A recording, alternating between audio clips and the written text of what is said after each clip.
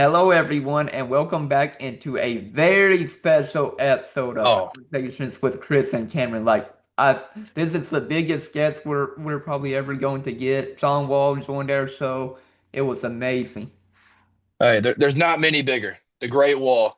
Yeah, like you said, it's probably the biggest guest we can get.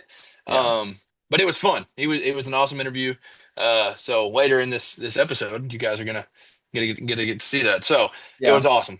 yeah. We didn't get him on for long, 15 minutes, but hey, that's more than most people can say. Getting someone Yeah, onto a exactly. podcast for 15 minutes, so that's insane.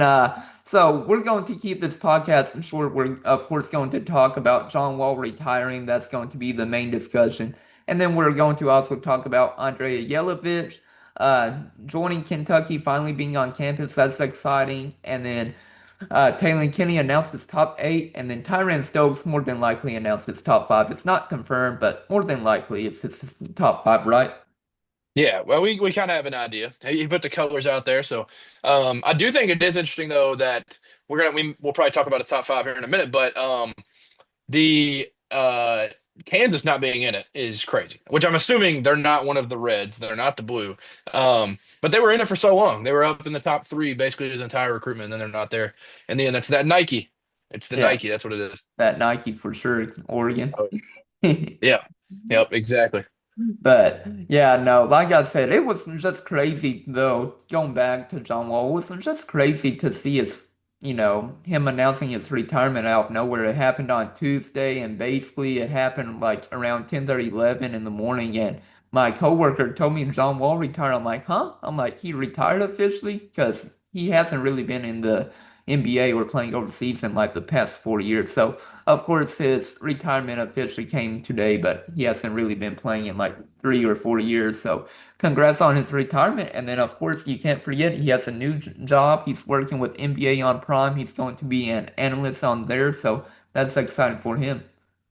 Yeah, no doubt. I did want to ask him, but I know he'll be asked at least 500 times about playing with La Familia because bunch of people got that idea when he tweeted that out saying La Familia yesterday. So that will be fun. But like you said, best wishes as he's going forward, and he'll have nothing but an incredible NBA media career. And then I'm sure at some point he'll maybe coach a little bit, do camps, something of that sort. So. Nothing but a bright future ahead of him. Yeah. Absolute legend. Yeah, he definitely seems like a smart guy. Like he definitely knows his NBA, he knows his basketball, so he's definitely going to be a great analyst. And of course, I think Michael Jordan's also going to be on NBA on Prime as well. So like it's going to be crazy how big it's going to be. Yeah.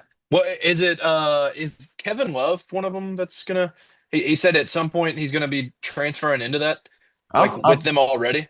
I'm not for sure. I didn't hear about Kevin Love. Maybe a quick I'm trying Google. to remember. I know they got big names with them already, but yeah, Yeah, I mean it's a lot of big people with it though. It's gonna yeah. be fun to see John Wall uh be on there. So Yeah, and like you said, I wish we could have asked John Wall some more questions, but we definitely asked him a lot of questions in the short amount of time we had. Could have definitely asked him more about John Calipari or Arkansas, or like you said, if he'll join La Familia. But I mean, so many players, like former Kentucky Wildcats, wished him a great retirement, and it's just great to see how many players were impacted from John Wall. yeah, yeah, no doubt. Yeah, I mean he mentioned it. He brought that whole group brought swag, brought Kentucky back from being in the NIT a couple years prior. So like, just I know he didn't want to like boast at all, but like that man he was like aura before the kid said it. Like it was like he just had this thing about him. You said a rock star. That's the best way to put it. He was just an absolute icon when he Yeah. was in Lexington, and then it followed him his whole NBA career. And even outside of Kentucky fans, the whole world was posting about John Wall yesterday. He's that type of guy. So, Mhm. yeah, like you said, he motivated generations of athletes, Yeah, and for sure. some of the posts coming from former Cats. I mean, Julius Randle said the reason I wanted to go to UK, hell of a career killer. Uh, Yeah. Carl Anthony Towns says, "A Wildcat goat, enjoy retirement, brother." And he's probably one of the goats. I mean, Anthony Davis would probably be the only player above John Wall, I would say, under the Calipari era. Yeah, definitely. Yeah, I mean he's up there. with the all-time names, and honestly had one of the best single seasons in college basketball history. I know he didn't sweep the Wooden Awards and stuff because Evan Turner exists, but he had one heck of a season at Kentucky. Yeah, and some other players were saying Archie Goodwin said, shout out to John Wall in retirement, a great career and an amazing inspiration to a lot of us out there. I mean, that's right. DeAndre Liggins just said in an Instagram story post saying love you with a blue heart emoji, and it's just crazy to see the impact by John Wall with these former players. Yeah, and you can tell. I mean, even I don't remember if Boogie just commented certain things or said some stuff, but just the impact he had on teammates alone is amazing. So, just Yeah. what he did for the game of basketball in general, who he is off the court. He said he wants to be known as a better man than he was a basketball player. That'd be very tough because he Yeah. was obviously an all-time basketball player, but he is a better guy. Yeah. At the end of the day, he's DeMarcus an incredible guy. Yeah, DeMarcus said, I learned from you on how to prepare myself for this next level. So always DeMarcus Cousins will have John Wall's back, and Yep. John Wall will always have DeMarcus Cousins back. Yeah, that's the duo. Next up, TBT. Hopefully. Hopefully. Yeah, we didn't get to Hopefully ask so. him that, but maybe somebody else will ask him that during the I'm interview. sure somebody else will. I had it on my mind, but I was like, somebody else is going to ask him. I don't want to be the guys to like get him on here and then be the first to ask that and him just kind of, I don't know. Because he can't, there's certain things he probably can't say. So, um, but yeah, it'd be a blast. It would be a Hey, you blast to can have him. always say stuff now. That is true. Yeah. Yeah. I just don't want him to get in trouble one day into his NBA on Prime career where he's Yeah, already being on prime saying time. some stuff. You can actually play with La Familia or the basketball tournament. Yeah. Yeah. I hope so. It would, I mean, it would fit because, I mean, NBA season's out at that point. So Yeah. it'd be awesome. Yeah. Do you think John Wall's jersey should be retired at UK? I personally think yes. I mean, he brought, UK back from whenever they were in the dark, basically, where they were awful under Billy Gillispie. So I think he really deserves to have his jersey retired. Maybe not in the next 3 years, but maybe within like the next 5+ years after that. So give it like another 5 more years and then retire his jersey, in my opinion. Yeah, I do think it needs to be retired 1 billion%, but I think there's a few names that they got to get to first because Yeah. Tony Delk being the last one is crazy. There's got to be Prince, Bogans, Rondo. Those three, bare minimum, need to go in. And then let's get to Wall, let's get to Davis, let's get Yeah. to many other guys. I mean, there's so many guys in the Cal era that had unreal careers. Mhm. So there'll be some names to get in those rafters soon. Hopefully, they'll get that rolling soon. Yeah, hopefully they get that rolling soon for sure. But, talking about John Wall, even though we could talk about John Wall Yeah. forever on the podcast and everything. But in some other basketball news, hey, Kentucky basketball will officially have their whole team on campus come next week with Andrija Jelavic finally on UK's campus. He was at the Cincinnati Open with Mark Pope, and everybody was posting about that and how exciting it was. And it's great to see finally Andrija Jelavic on campus. He'll be rocking the number 4 jersey. I'm excited to see what he could do. And he could easily be one of the best players on this year's team if everything can work out for him. Like if he can transfer his game from the Euro League to, American ball. Yeah, no doubt. He does feel like the biggest question mark because like you said, he can be like probably the best player on the team, or he could also end up unfortunately being on the bench and not playing a whole lot. But nothing would shock me. I feel like if he ends up being a 15-8 guy and translates them immediately, I think he'll be amazing. He can pass, run the floor, play defense, shot block, and shoot. Like he's going to be phenomenal. And you can tell how much Mark Pope already loves him, and he's Yeah. not even gotten to coach him yet. Yeah, even though Mark Pope is no longer a coach, but Malone's server instead. Yeah, yeah, exactly. And yeah, he's not even a coach because he gets all his plays off social media or whatever he said. Yeah, yeah. Yeah, I saw that quote too from Jeff Goodman. It's just crazy what Mark Pope does. I'm like, does he ever sleep? Because if he's not coaching, preparing for the next game or out recruiting, I mean, like he's doing Malone's ads. Oh yeah, yeah, yeah. He does not sleep. There's no way. Yeah, and then of course, like you said, probably searching up basketball plays off his phone through social media. Crazy. Yeah, getting new sets through TikTok and stuff. But Yeah. yeah, there's no way he sleeps. Like you said, he's just always doing something. Yeah, and of course with good old Rick Carlisle, he could easily copy some of his plays. Like I feel like Rick Carlisle was probably one of the most underrated coaches, and just with plays and leading a team. Yeah, of all time too. I mean, he's there are certain some of them are like very specific, but there's certain stats that it's only Rick Carlisle that's done it, where he's done this through decades of basketball coaching. Just an absolutely excellent coach. Yeah, There's no other way to put it. taking like going to the NBA Finals was crazy, but then going to 7 games with the Thunder, like I never expected that. I was expecting like the series to go 4 or 5 games, but getting off topic a little bit. No, that's fine. I'd be down to talk Yeah. basketball coaches for days for sure. Yeah, but no, like I said, it'll be exciting to see what Andrija Jelavic could do. And like I said, he reminds me kind of like Andrew Carr last year. He seems a little stronger than Carr, but obviously his 3-point shooting and then just attacking the rim, like that's who Jelavic reminds me of, like Carr from last year. Yeah, I can see that definitely. He also has the age with him too. Andrew was obviously older than most, and Yeah. Yelovich coming in 21 years old. So that is an exciting part of it that he's just so mature, like in basketball already. That he's just played a whole lot, played against pros overseas. So the Croatian sensation, he's about to be awesome in Lexington. Croatian sensation. What a name. What a Oh nickname. yeah, oh The yeah. Some people call him Jelly. Jelly. I feel like I've seen a bunch of different nicknames. There's some goofy ones out there.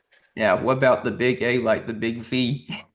The big A. Yeah, I can see that. I'll probably just if I ever get like aggravated at something he does in the game, I'll probably just scream out like AJ. Um, so that could be one of them too. Yeah. What about he makes me want to yell because of Oh, Yelovich. yeah. Yeah, there's gonna be a lot of them. I feel like he's gonna be one of those dudes that, I mean, shout out to KSR. There's gonna be people calling into KSR, giving nicknames for him all year. Like I feel Yeah. like he's gonna be the one. Yeah, I definitely agree with you on that. But enough talking about good old Andrei Jelavic. We'll be staying with UK just a little bit longer, talking instead of basketball recruitment. We're going to also talk about Oscar Tshiebwe. He signed back with the Utah Jazz. He's on a two-way contract officially, so I'm excited about that. And I believe with a two-way contract, you can play up to like 50 games in a year.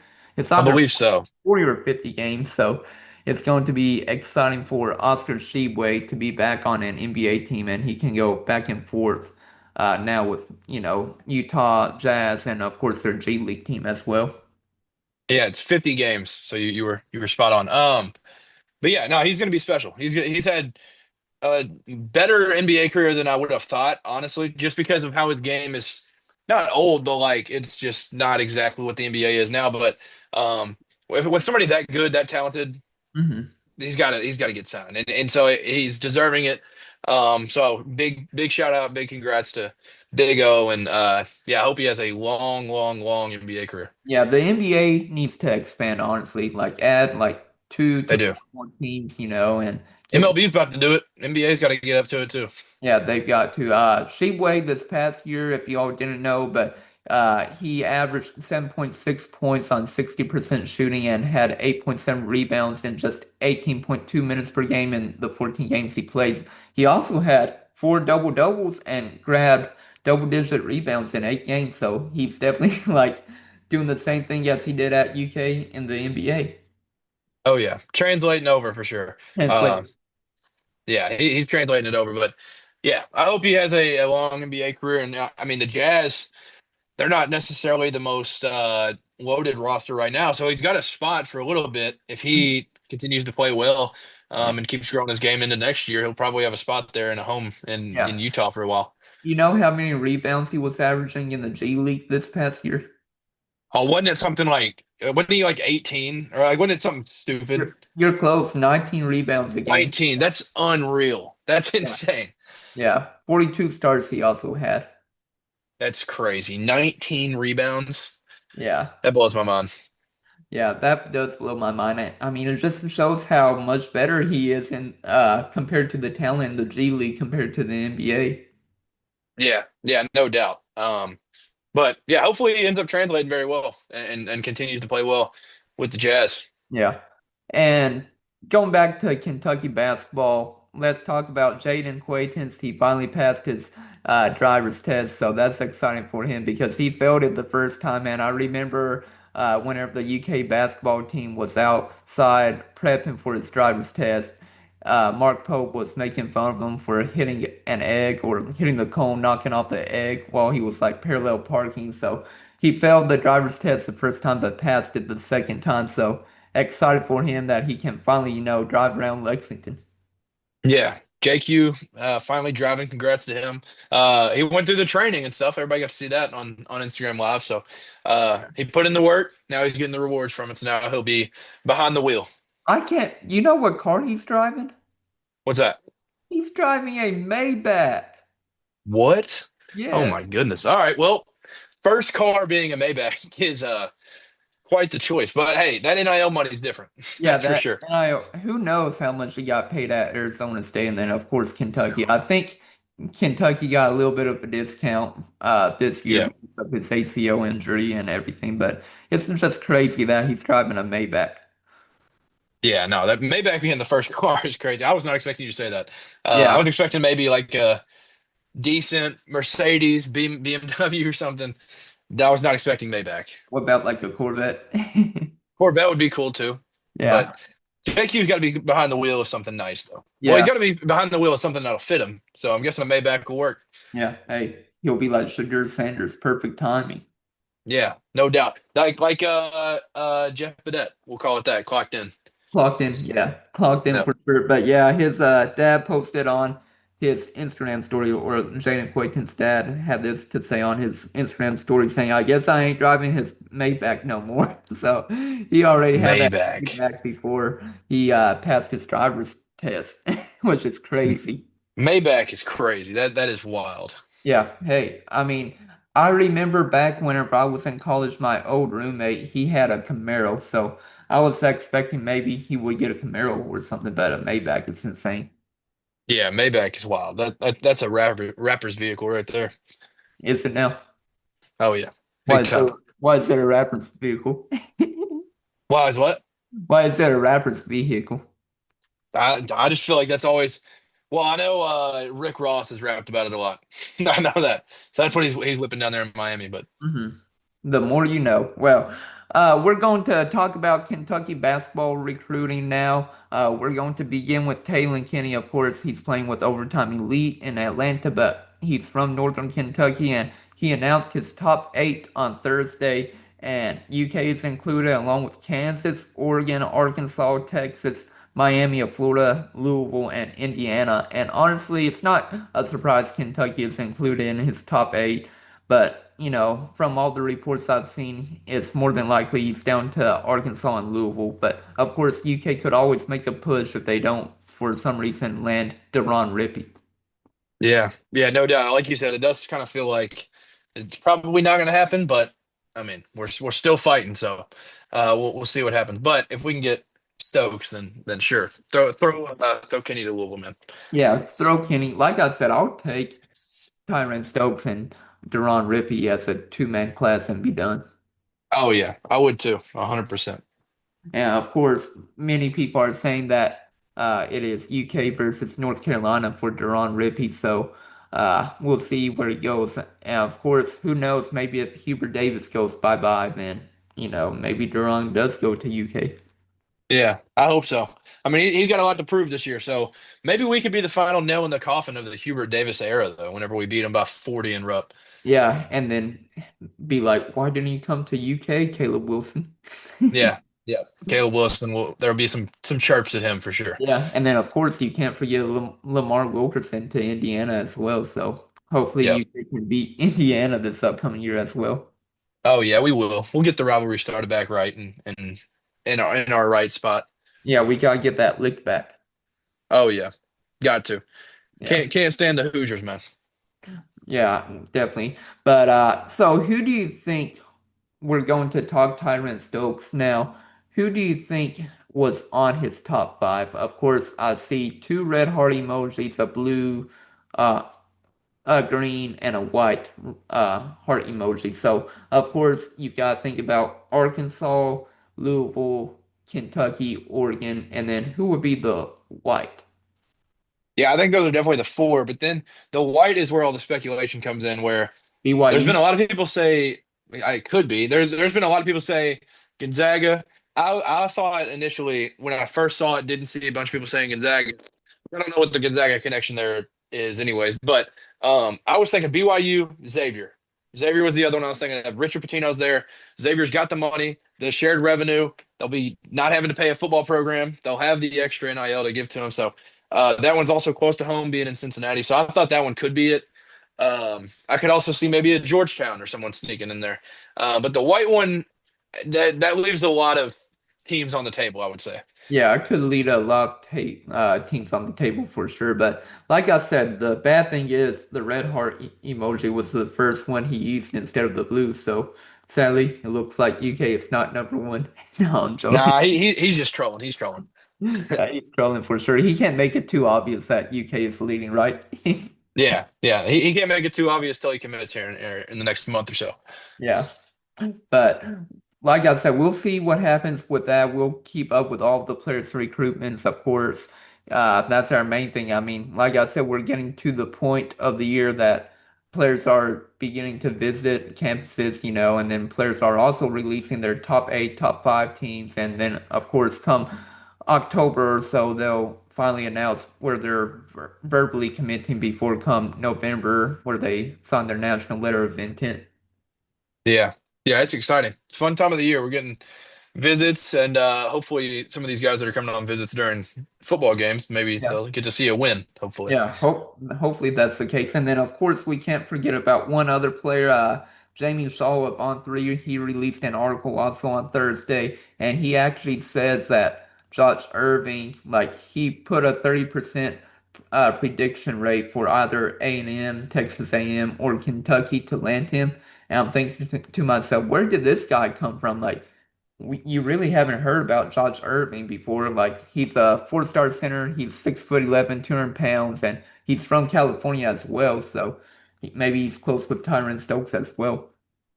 Yeah, could be. Yeah, I didn't completely see that the prediction for Josh Irving though. That's fun. Yeah, Yeah, 6'11" kid, so yeah. that'd be a fun little get. And many people are saying that USC, of course, Southern California, they were leading, but apparently they've started to trail with other teams like stepping up, like UK. So it'll be interesting to see if UK does land more than two players this upcoming year in this year's class. Yeah, that'd be a fun one to follow. I wouldn't be opposed to that one at all. Adding him with Rippy and Stokes would be fun. Yeah, it definitely would be fun.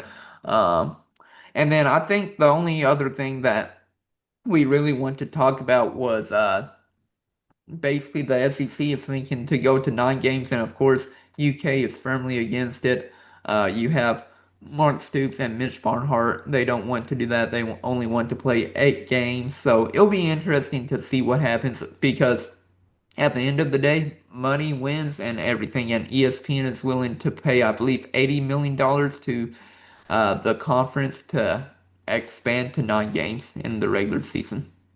Yeah, what stinks was the biggest people against the non SEC games or whatever was Mark Stoops and Nick Saban. Nick Saban obviously retired now. So not as much pull from another guy that's older in the conference. So it's really just Stoops against the world, it feels like. I know there's a couple that are against it, but really the teams that play out of conference rivals is who it's going to hurt. Like because it's you're going to have to either drop them or I mean you're losing out on just playing some bad team at home where you just make a bunch of money and all that and basically guaranteed wins are left out there. So Mhm. it would get interesting with the Louisville game. Yeah. That'd be And a then, unique of case. course, the SEC and Big 12, they have back the 5+11 model, which would grant automatic berths to the top five conference champions and 11 at-large teams. But the Big 10, however, they are pushing against that. They want to do the 4-4-2-2-1 system that guarantees more spots for its own league and the SEC. And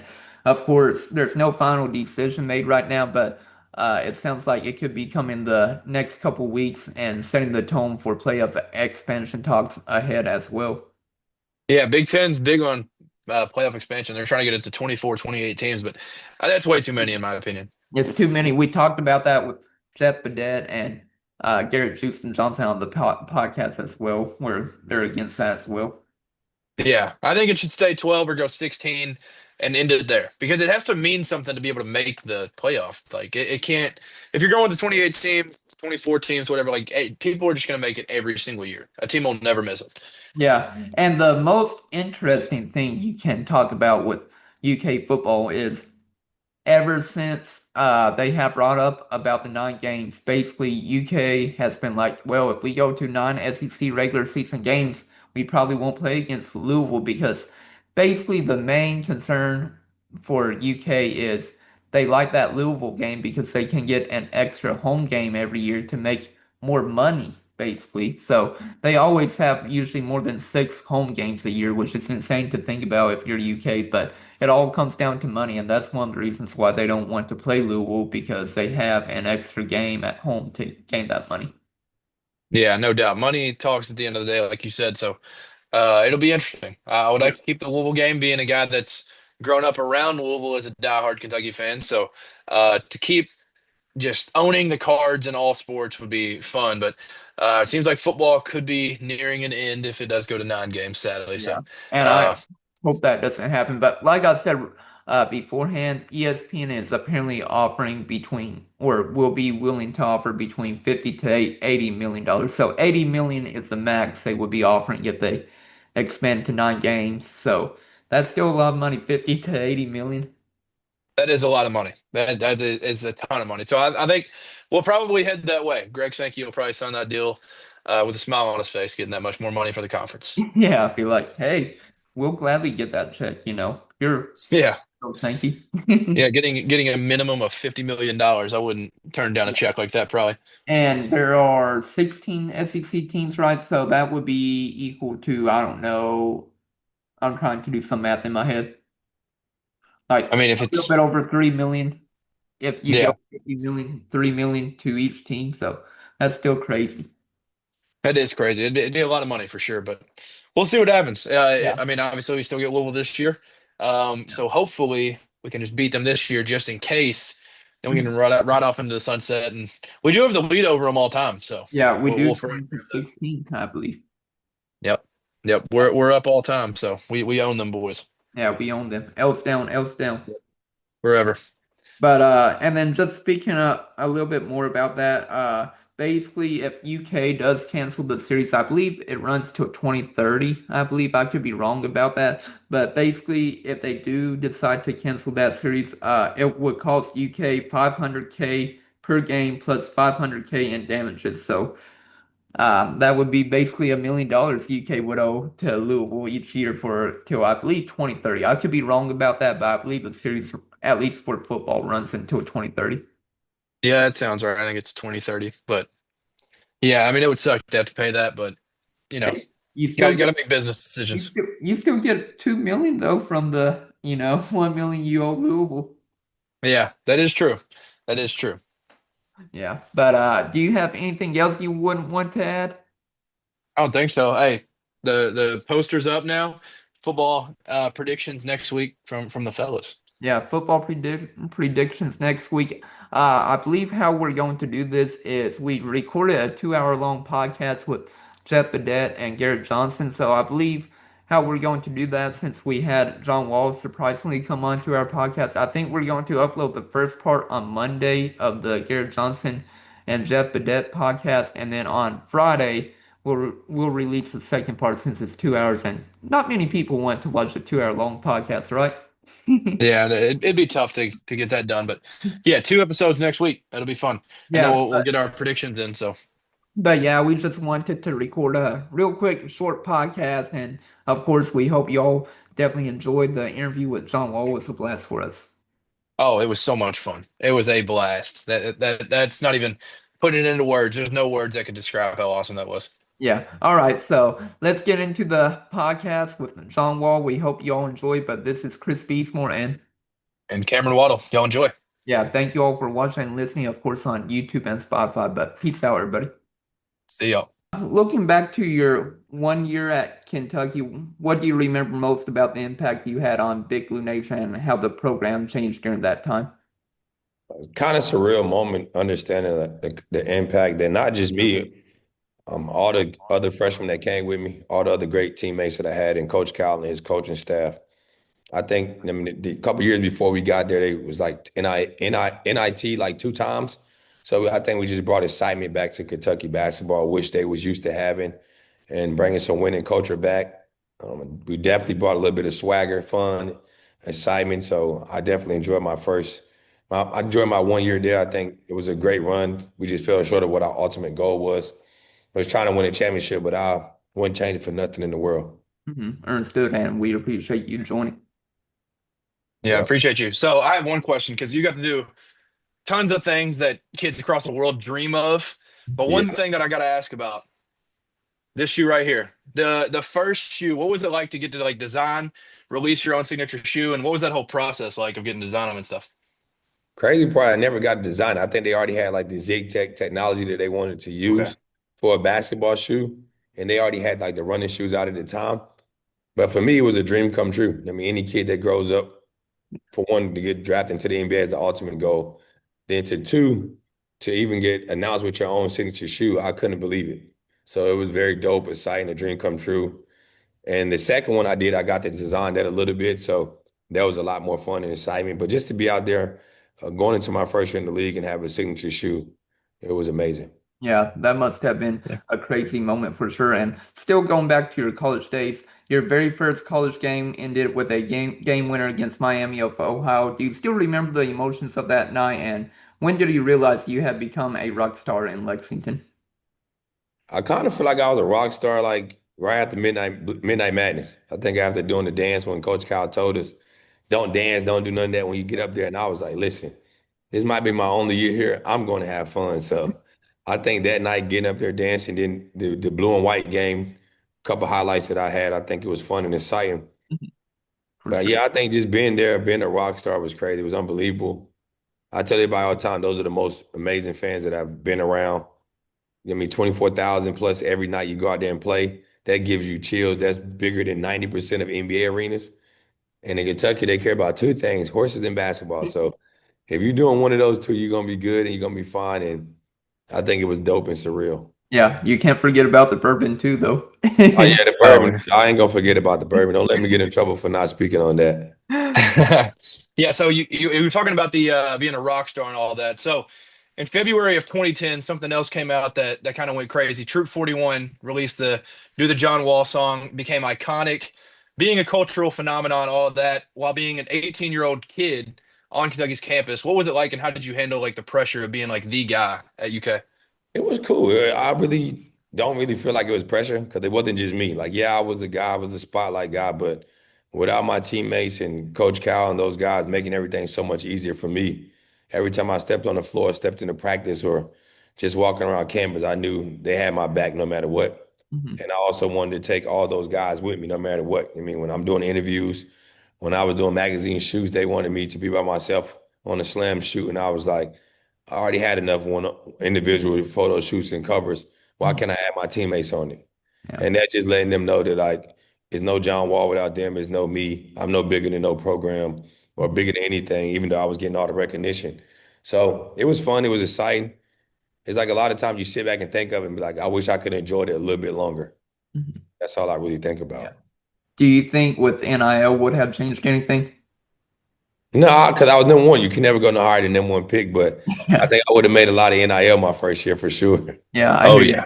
And speaking of you being the number one overall pick, of course, in the 2010 NBA draft, and also becoming a five-time NBA All-Star, what moment from your NBA career stands out to you the most? To me, I can't really just pick one. I'm gonna say every moment. I think every moment, just because if you go back and look at a skinny kid from Raleigh, North Carolina, I would have never thought I would be a guy that can have a name in college basketball, be one of the premier face of college basketball. With my time being there, then getting the opportunity to go number one in the draft and be in an amazing city like DC.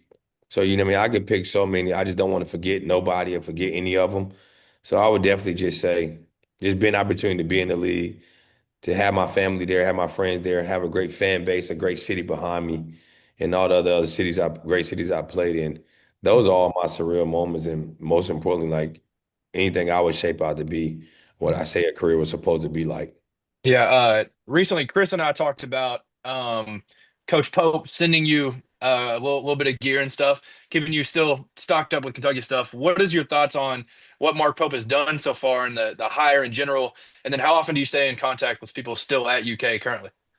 I'm excited for Coach Pope to get the opportunity to go in there and do it his way. You know what I mean? I think a lot of people want him to do the way Cal did it. Those are two different coaches and two different styles. And I think Coach Cal had an amazing run there, and a lot of people loved it. And now it's a new tradition, a new top guy in there, and that's Mark Pope. And I mean, his first year was amazing. And like I told him, I said, yeah, I played for Coach Cal, and that's my guy, but I still went to the University of Kentucky. So I still want to be a part of the family, still be a part of the foundation, can help any way possible with talking to some of your players or even just helping you out with any advice that you need.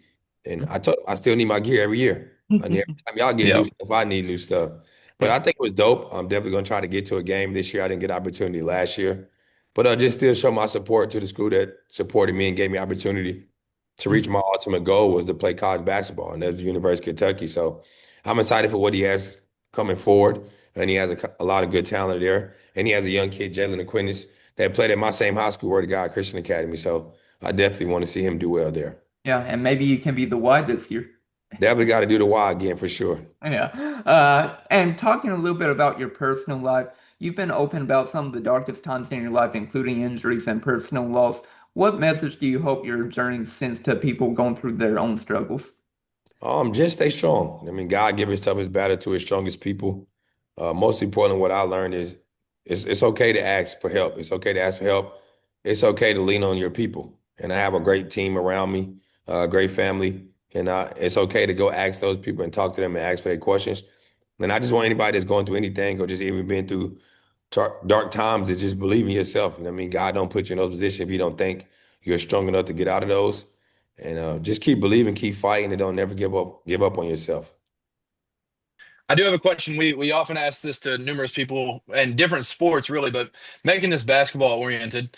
Um, this may be a tough question because there's probably not too many that come to mind. But who is the toughest player you ever had to guard? And then on the other side of that, who is the best defender that ever guarded you? Toughest player I had to guard, it's gonna go between two people, Derrick Rose or Kyrie Irving. Those are the two toughest people I had to guard, in my opinion, for me. And the toughest defender I went against, I say Avery Bradley. I battled against Avery Bradley since Okay. a year in high school. So I would say Avery Bradley be the toughest defender that guarded me. Yeah, going back to that NBA playoff series too. Yeah, against Oh Boston, yeah. yeah, for Yeah, sure. that was crazy series. If you could go back and talk to your 18-year-old self walking into Lexington for the first time, what advice would you give to yourself? That's a great question. I really don't know. I feel like I walked in there with my head high and was ready for any opportunity, any challenge that came my way. So I really wouldn't change nothing about the way I walked into Lexington and the way I left Lexington. I think I did it the best way I could do it and made myself a better professional, a better pro, a better person, a better brother, cousin, uncle, whatever you want to call it. So give a lot of credit to all the people that was around me and what I went through when I was there. So going with Kentucky as well. You mentioned the fan base earlier. What's one story or crazy experience that you remember with BBN, whether it was one or tons of them? Just like one story that you have. It's too many, but I'll tell you one. It's Okay. too many of them. But it's like, the Wildcat Lodge was right there, and then right across the street was the Joe Craft Center where we practice at. Mhm. And we got that little street, and there was one day we were trying to go to leave there to go to practice or even go to class. And the whole street is filled with cars. I'm like, how Man. get to class or get to practice? But I had to sign many autographs. And he know me, I'm one of those people that try to sign almost everybody autograph. I don't want to feel like I left anybody out or feel like they wasn't important that day. So I was like, we got to figure out a new routine because they know when we walking out, no matter if it's 1 o'clock in the morning, 2 in the afternoon, they're right there waiting. So great to get that type of love, but I just didn't want to feel like I left anybody out. I hear you. And could you just talk about your next steps? I know you're going to be on NBA on Prime, being an analyst. Could you talk about what led you into that decision? Well, really, I just even never even thought about even getting into this space, to be honest. I mean, the last 2 years I haven't played, so I've been focused on a lot of my business opportunities and things I have outside of basketball. And I had the opportunity to go to G League Showcase to do broadcasting. And from there, I got a lot of opportunities to go to NBA TV and do a couple of in studio games and things like that. And it was coming easy for me. And I was like, okay, I can do this. Like it's fun. I get to talk about basketball. And then all of a sudden, Kevin and Brandon, that's a part of the Amazon team that works for Amina, they reached out and said, we want to offer you a deal. Wow.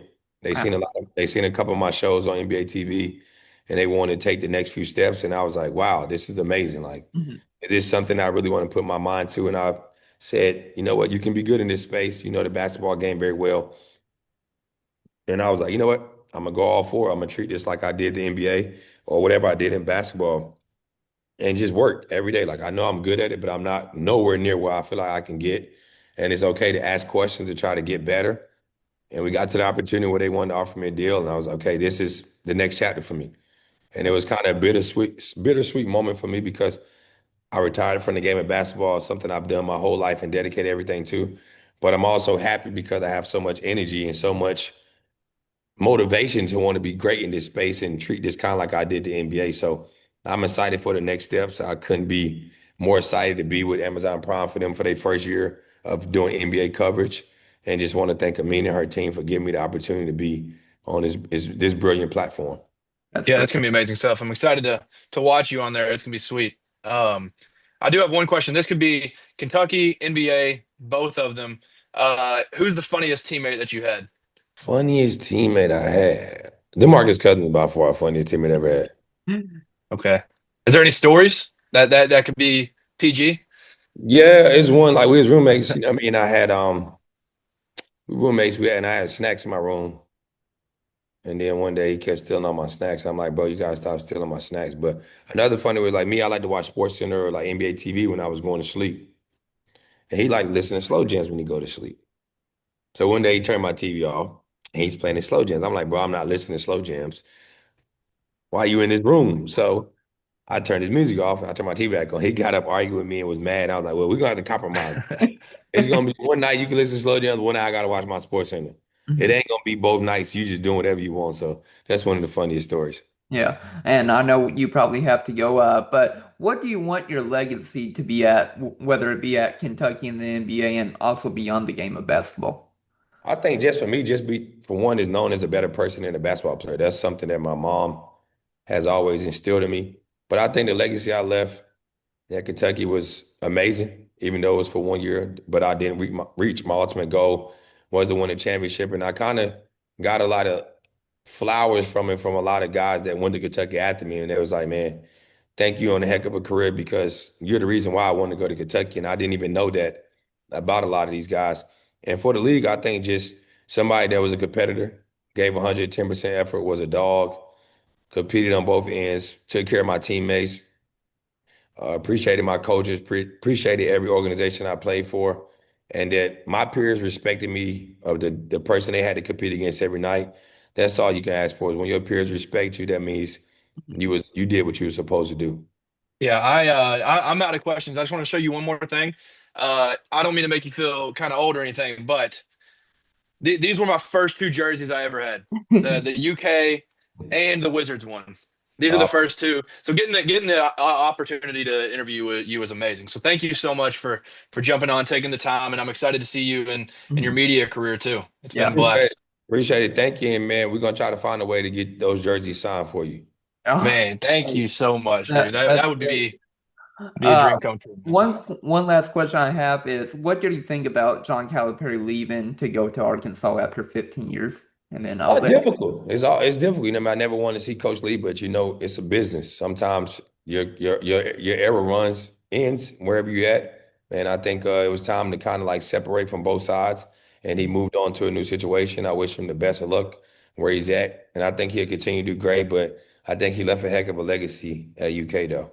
Yeah, he definitely No did. doubt. I don't know how many Final Fours he went to, but like at least five, I believe, and of Yeah. course Yeah. one title. So that's great. But thank you, John Wall. We appreciate you coming on tonight, and hope you're doing well. Appreciate it. Thank Yep. y'all, man. Y'all have a good one. All right, peace. Thank you. All See right. ya. Well, we hope y'all enjoyed that interview with John Wall. Easily the biggest guest we're ever going to probably get onto this podcast, Cameron. Yeah, no doubt. The man, the myth, the legend. Yeah. Sticks got to be retired soon. What an interview. Hope you guys enjoyed. Yeah, even though it was quick and short, hey, 15 minutes is 15 minutes, so Yeah, yeah, no, I mean, I'd take 15 minutes over nothing. That's for Yeah, sure. We got to yeah, talk to one of the goats, so it was yeah, cool. for sure. And like he said, he's planning to get to a UK game this year. Hopefully, maybe he'll be the Y as well. I would love to see him come back because I know he's been the Y at least once, maybe twice since he's left UK. But I would love to see him as a Y again this upcoming year. Yeah, no doubt. Got to get him out there, be the Y. Got to have him talk to Pope a little bit more too. Yeah, definitely for sure. I think we also brought up to him that Mark Pope sent him a, take care package of UK recently, so that was awesome to see. Yeah, yeah, he talked very fondly of Pope, so I Yeah. mean, I think we're all good there. Yeah. Well, we appreciate you all watching and listening, and hopefully you all enjoyed the podcast and interview with John Wall. Yep. See y'all. Peace out, everybody. Love y'all.